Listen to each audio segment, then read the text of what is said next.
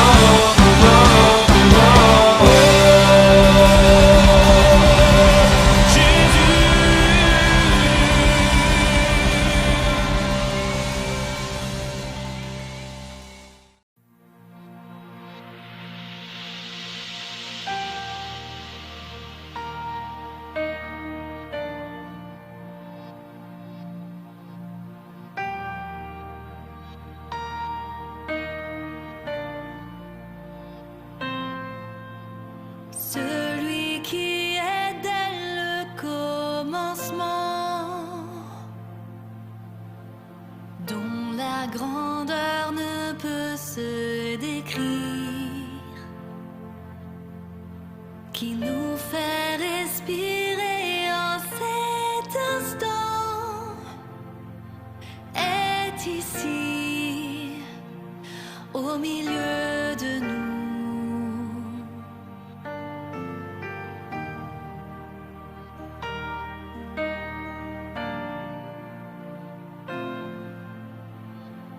Tout-puissant, le roi immortel, devant qui les anges se prosternent, celui dont le règne est éternel, est ici, au milieu de nous.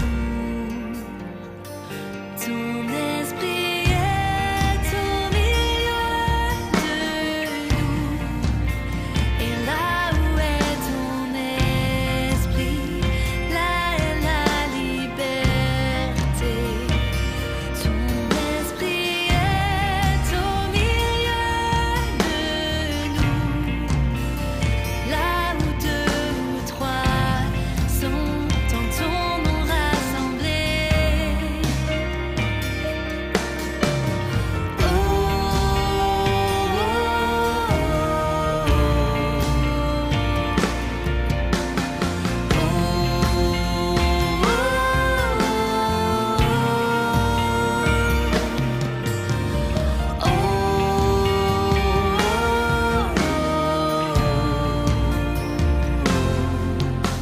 Celui qui a vu ses créatures se retourner sans cesse contre lui, mais est venu porter leurs blessures, est ici, au milieu de nous. Ton esprit est au milieu de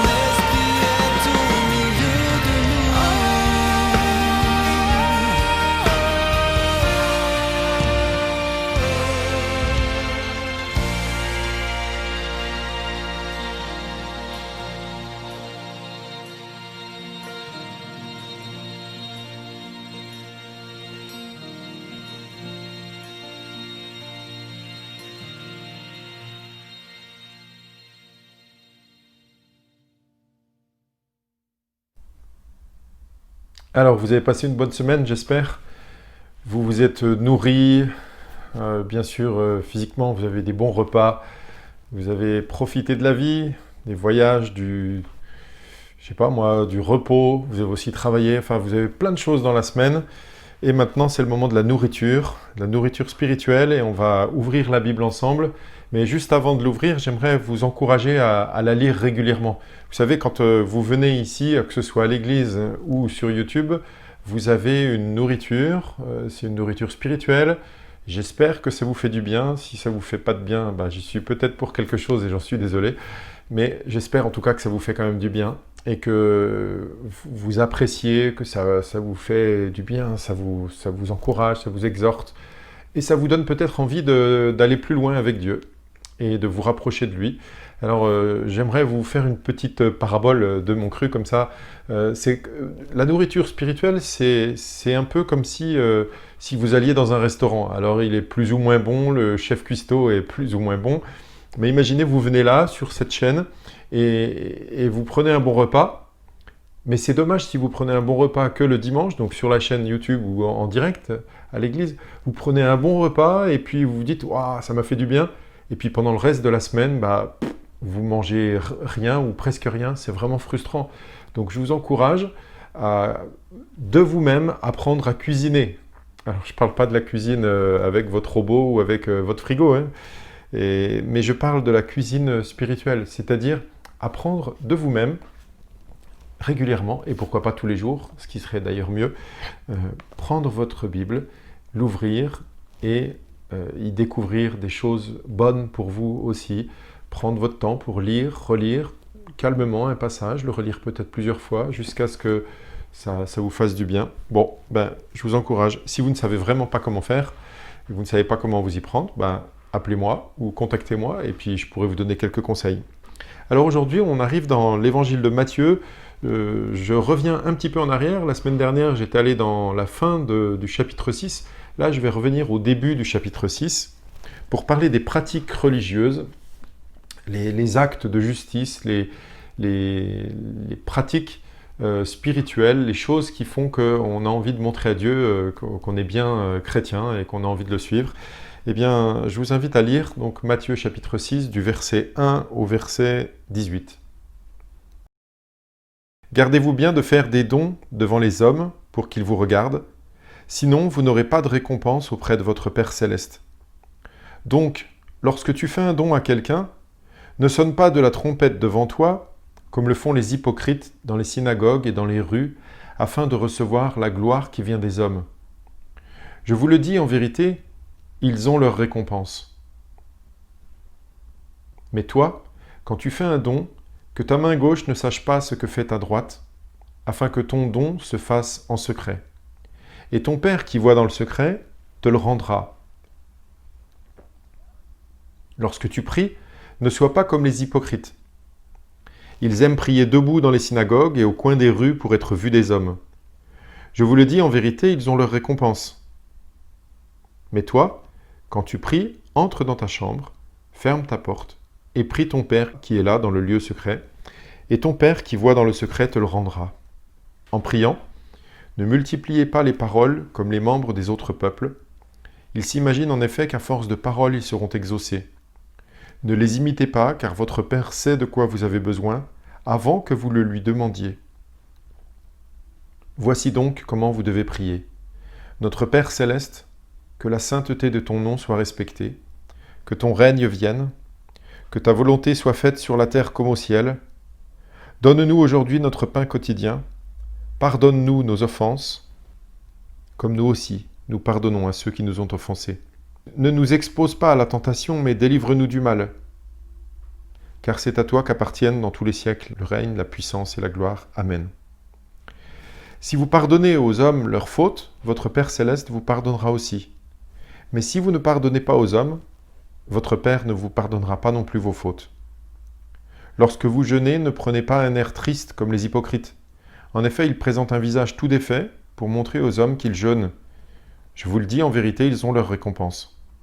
Mais toi, quand tu jeûnes, parfume ta tête et lave ton visage, afin de ne pas montrer que tu jeûnes aux hommes. mais à ton Père qui est là, dans le lieu secret, et ton Père qui voit dans le secret te le rendra. »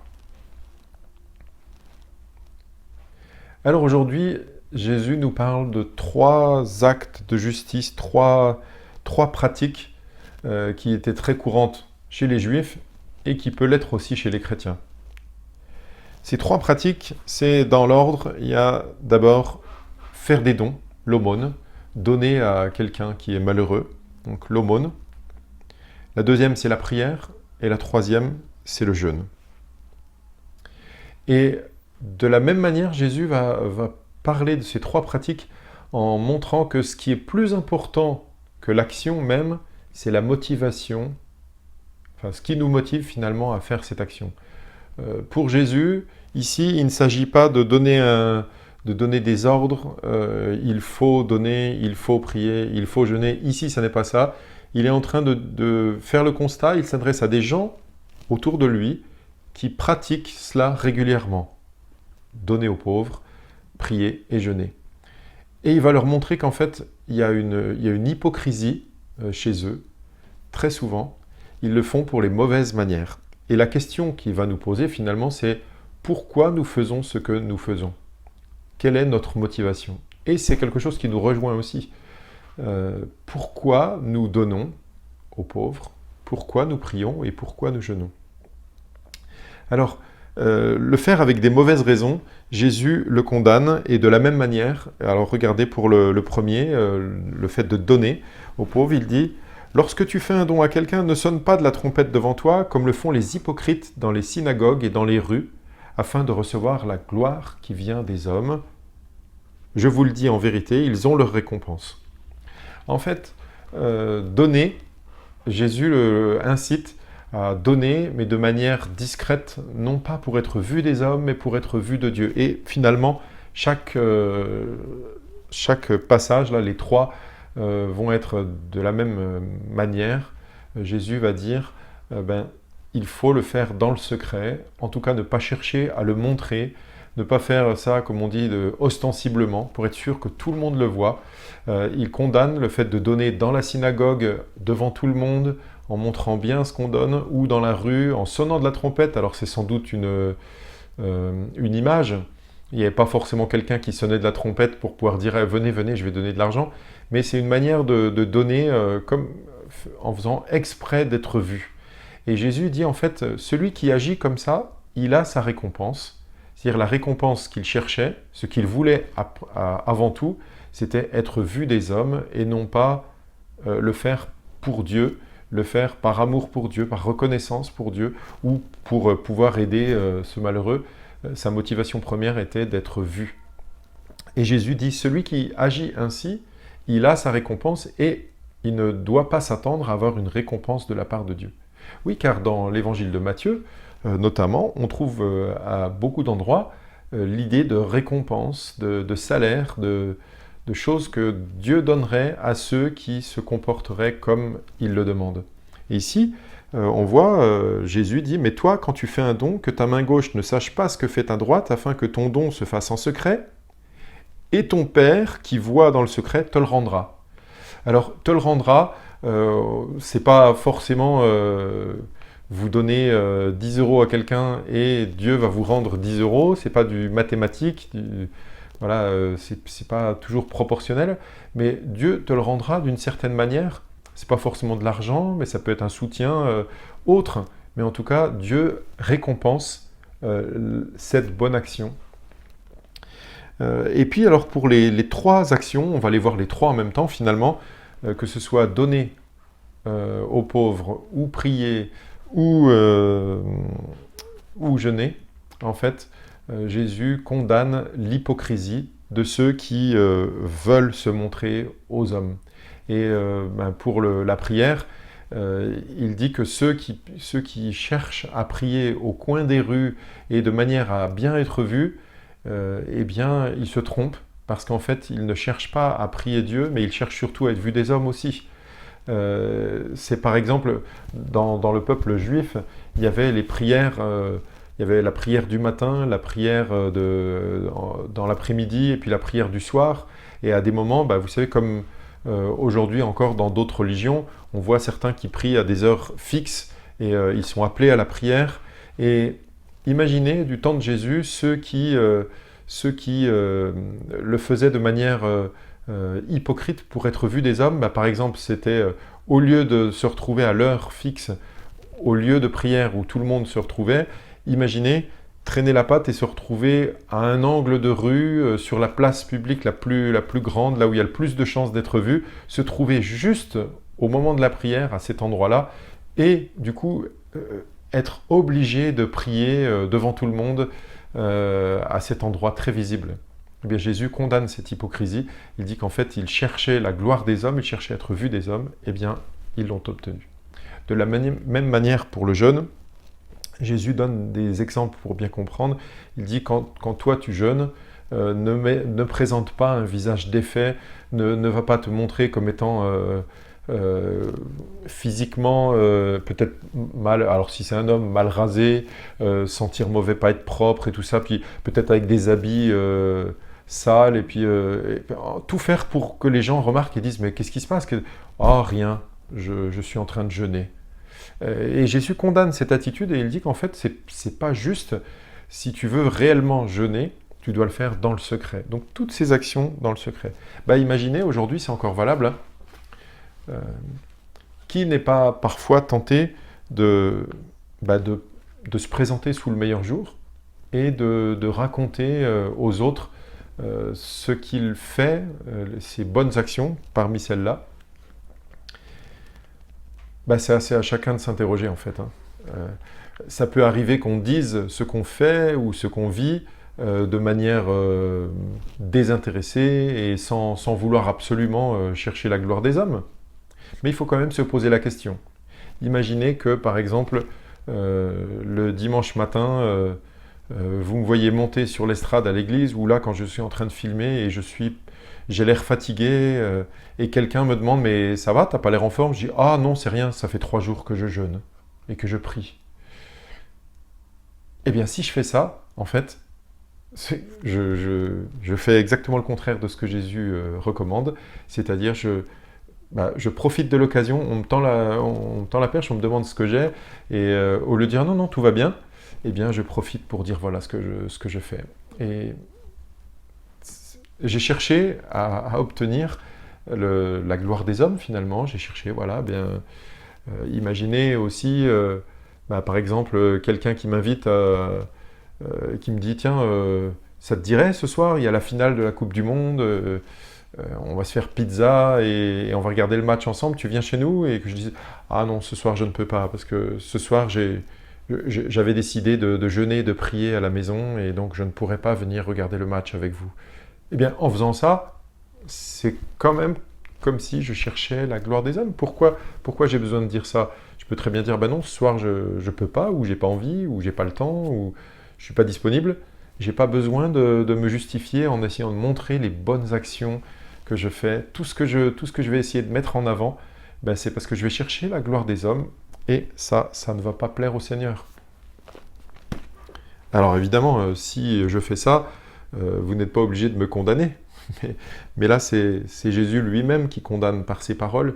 Il dit qu'en fait, tous ceux qui agissent ainsi, ils ont ce qu'ils ont cherché.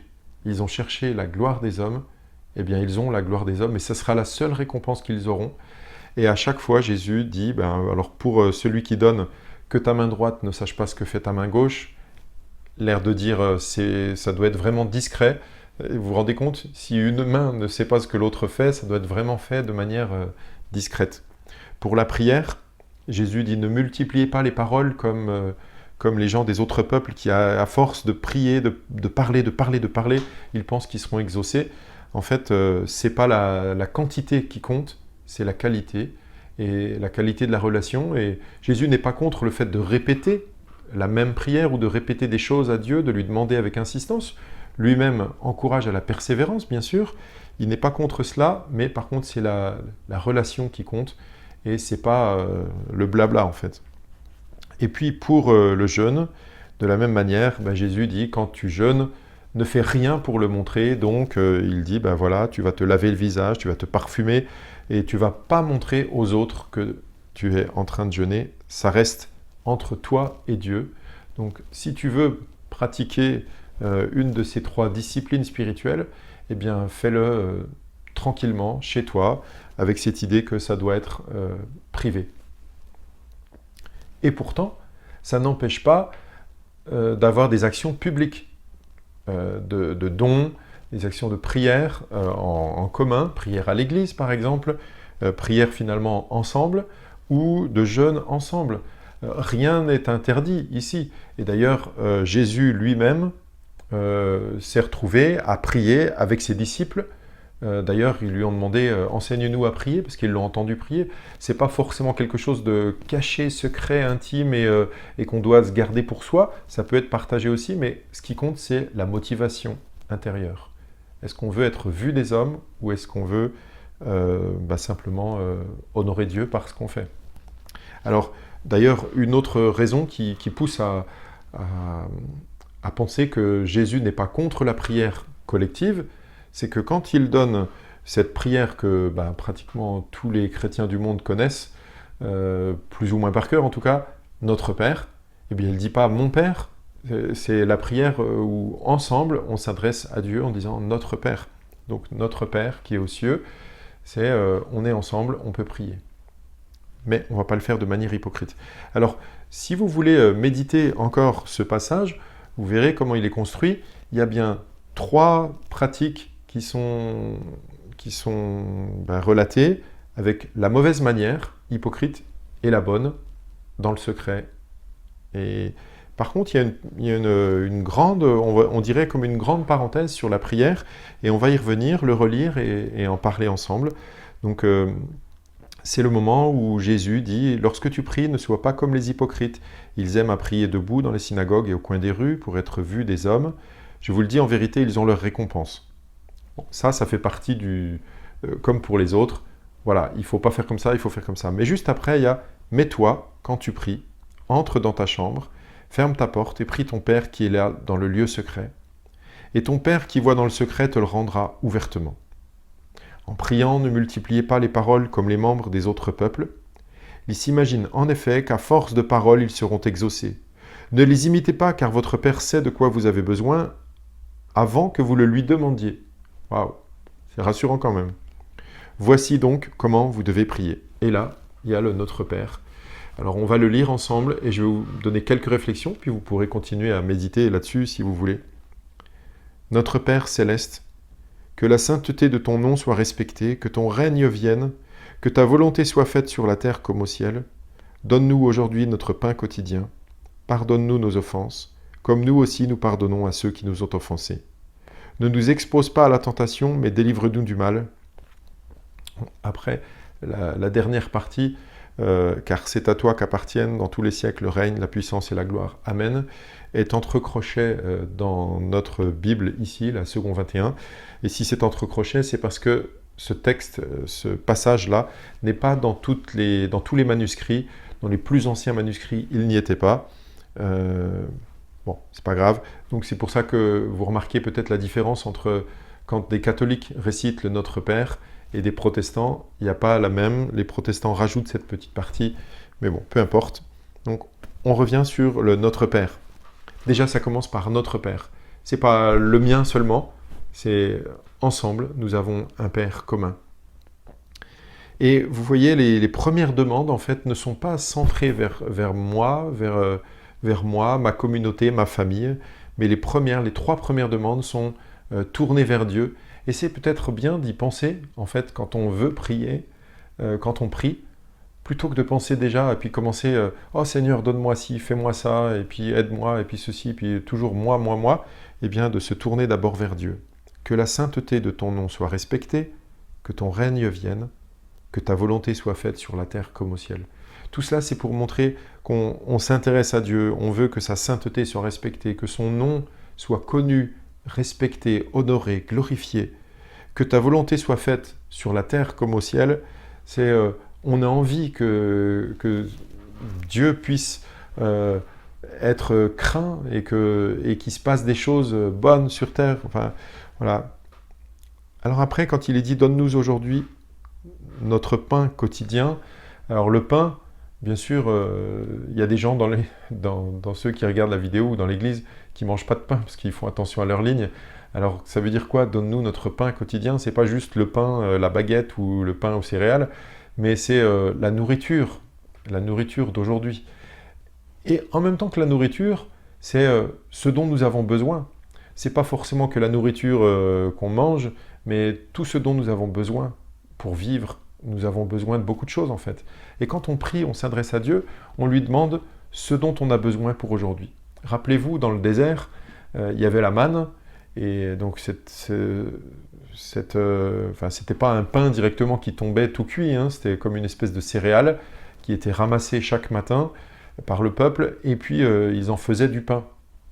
Et donc, cette manne tombait chaque jour, et chacun devait en ramasser pour sa consommation du jour, sauf la veille du sabbat, ils en avaient 2 fois plus pour pouvoir ramasser à l'avance pour le lendemain. Comme ça, le jour du sabbat, ils n'avaient pas à en ramasser et il n'y en avait pas.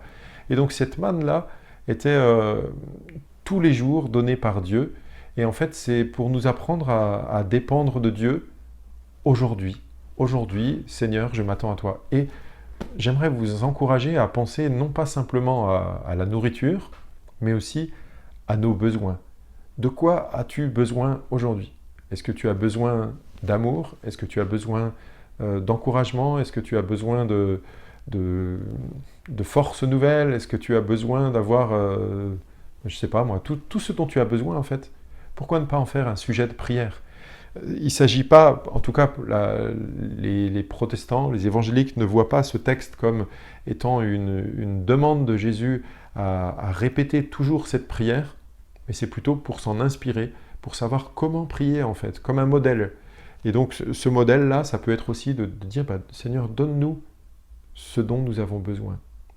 Et donc, pourquoi pas, quand le culte sera fini, prendre du temps et dire, Seigneur, moi je te demande ce dont j'ai besoin pour aujourd'hui. C'est pas dans 15 jours, c'est pas dans 6 mois, dans 20 ans, mais aujourd'hui, de quoi j'ai besoin? Ah, tiens, je viens de penser à quelque chose dont j'ai besoin. Je vais pouvoir demander à Dieu de m'aider. Pardonne-nous nos offenses, comme nous aussi nous pardonnons à ceux qui nous ont offensés. Ah oui, alors là c'est... On ne peut pas le dire de manière machinale, il faut penser à ce qu'on dit. Jésus nous encourage et nous recommande et nous ordonne même de pardonner ceux qui nous ont offensés et de demander pardon à Dieu. Et c'est la marque du chrétien. Être chrétien, c'est avoir compris que Dieu nous a pardonné nos péchés. Et si Dieu nous a pardonné nos péchés, il nous a pardonné tout ce qu'on a fait contre lui, contre les hommes, tout, Dieu nous pardonne tout, alors il nous invite à pardonner aussi. D'ailleurs, regardez après, si vous pardonnez aux hommes leurs fautes, votre Père Céleste vous pardonnera aussi, mais si vous ne pardonnez pas aux hommes, votre Père ne vous pardonnera pas non plus vos fautes. Bien, on n'a pas vraiment le choix, vous voyez. On ne peut pas rester à accumuler des griefs contre les autres. C'est notre responsabilité en tant que chrétien. Si tu es chrétien ou chrétienne, tu n'as pas le choix.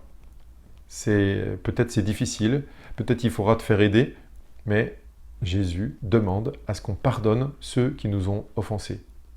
C'est un ordre, c'est un commandement, mais ça ne devrait pas être pesant. Normalement, ça devrait être aussi notre désir.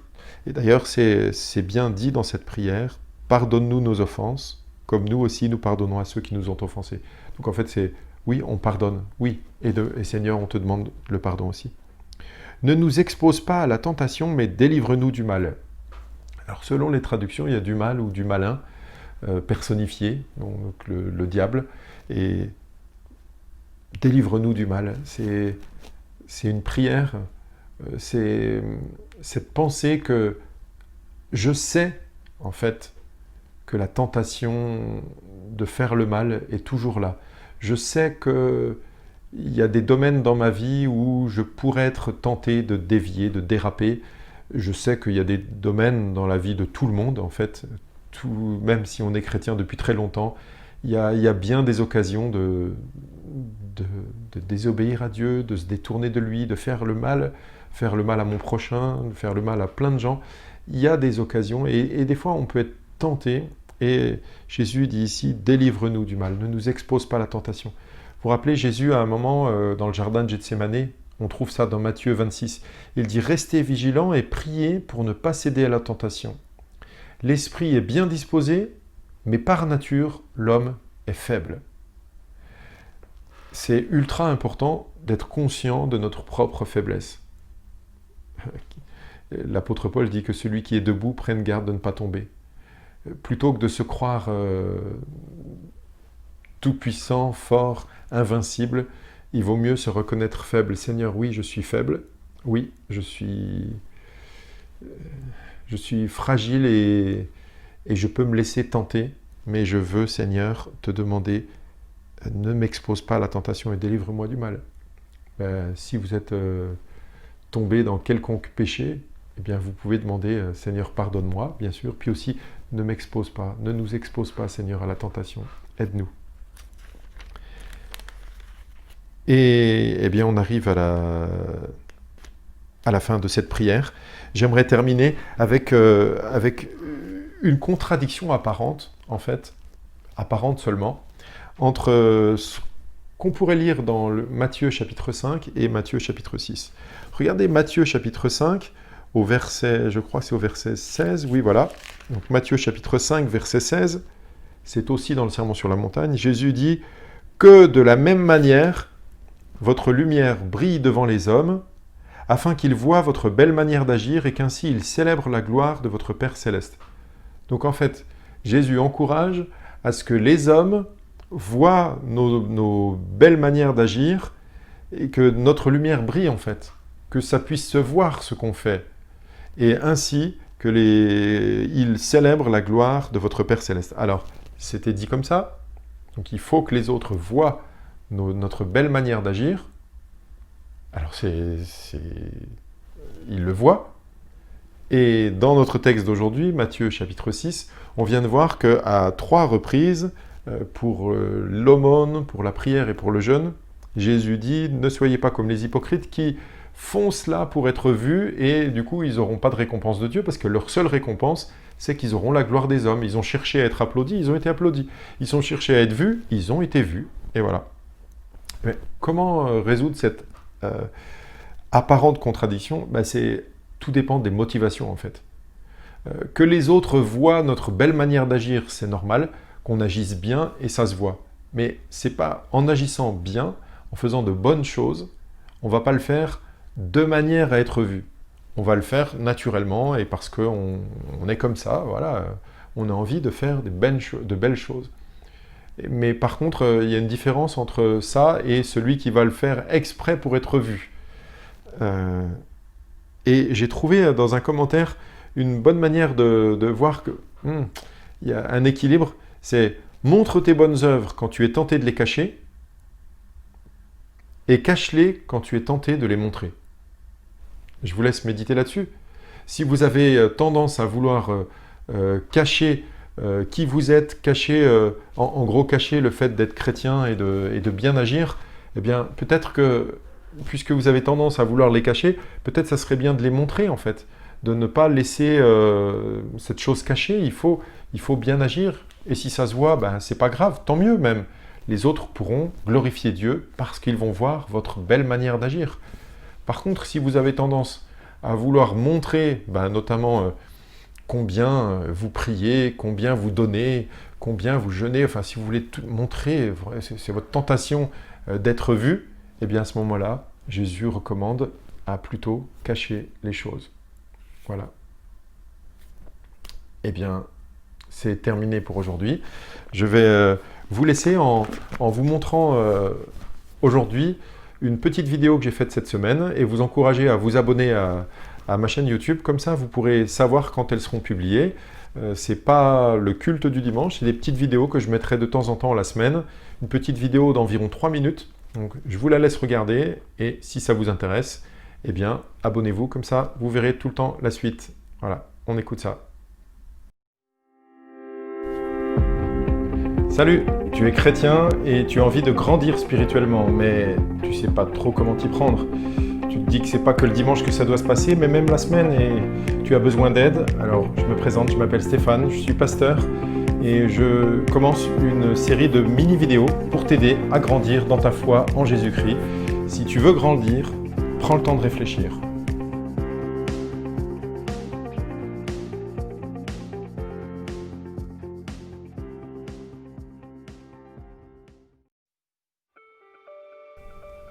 Il était une fois un jeune homme qui n'arrivait pas à grandir spirituellement. Il décida d'aller voir son pasteur et de lui demander « Comment faire? Aidez-moi, s'il vous plaît !» Le pasteur lui a alors proposé quelque chose d'assez étonnant. Il lui a donné rendez-vous au bord d'un lac le lendemain. Ils sont arrivés au bord du lac et là, le pasteur lui a dit « Enlève tes chaussures et viens avec moi dans l'eau. » Donc, très étonnant, le garçon rentre dans l'eau, le pasteur aussi, ils arrivent jusqu'à ce qu'ils aient de l'eau jusqu'aux épaules. Et à ce moment-là, le pasteur lui dit « Si tu veux grandir spirituellement, mets la tête sous l'eau. » Très étonnant, mais bon, pourquoi pas, il avait tellement envie de grandir. Il dit « On va essayer. » Il met la tête sous l'eau et à ce moment-là, le pasteur met ses deux mains sur la tête du jeune homme et appuie et l'empêche de sortir. Alors le jeune homme, au début, reste la tête sous l'eau et se dit « C'est pour l'exercice, c'est pour grandir spirituellement, pas grave. » Et puis au bout d'un moment, il commence à plus avoir trop d'air, alors il donne des coups, il essaye de sortir, et puis les deux mains sur la tête, c'est compliqué. Et puis au bout d'un moment, il en peut tellement plus, ça devient tellement urgent de respirer qu'il pousse de toutes ses forces et il sort. Grande bouffée d'oxygène, et il se met à crier après le pasteur. Il dit « Vous êtes fou, vous avez failli me noyer, pourquoi vous avez fait ça ?» Et le pasteur lui a dit « Tu voulais grandir spirituellement, non ?»« Oui, et alors, quel est le rapport ?»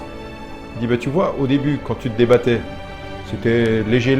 Et puis à la fin, quand c'est devenu vraiment très important pour toi, urgent, ultra nécessaire de respirer, alors tu as mis toutes tes forces et tu es sorti.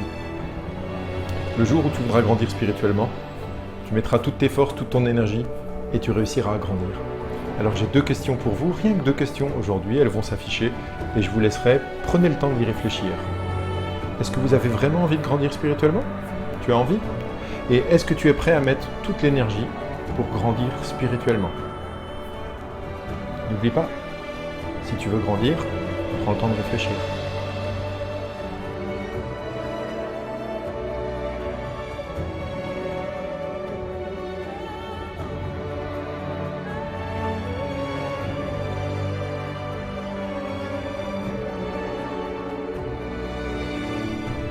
Si tu as envie de grandir, prends le temps de réfléchir. Et si tu as besoin d'aide, un petit coup de pouce, n'hésite pas à me passer un coup de fil ou m'envoyer un message. Je répondrai avec plaisir. Voilà, abonne-toi si tu as envie de louper aucune vidéo. Et je te dis ciao ciao, à bientôt pour de prochaines réflexions. Bon, j'espère que ça vous plaira. N'hésitez pas à vous abonner et bonne semaine. On se quitte avec une dernière chanson et que le Seigneur vous bénisse. N'hésitez pas à me contacter si vous avez envie de parler, besoin de parler. Je suis disponible. Bye bye. Bonne semaine.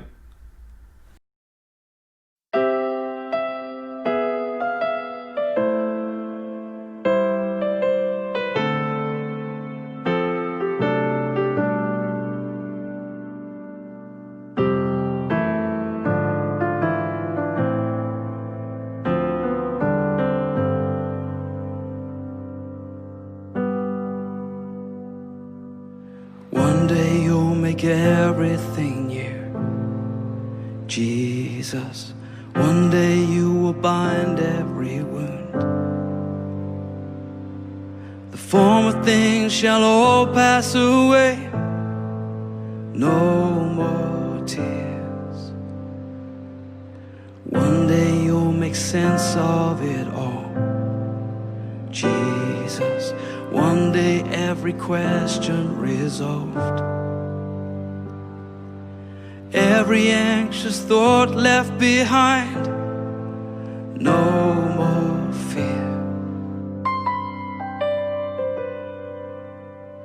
And when we all get to heaven, what a day of rejoicing that will be. When we all see Jesus, we'll sing and shout the victory.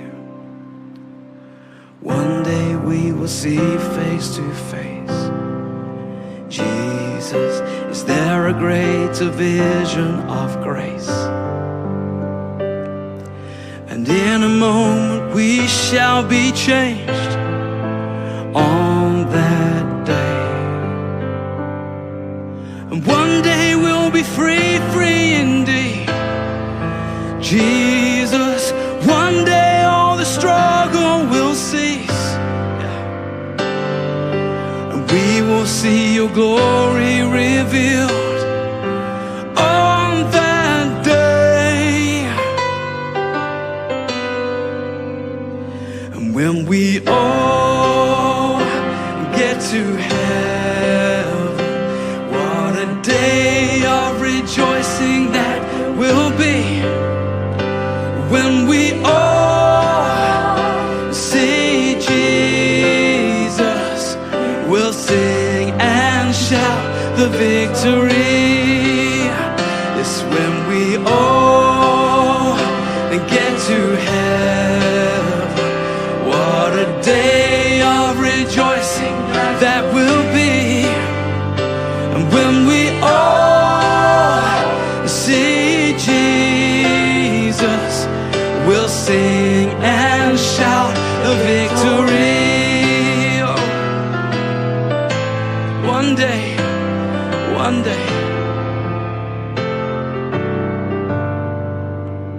we'll be singing loud.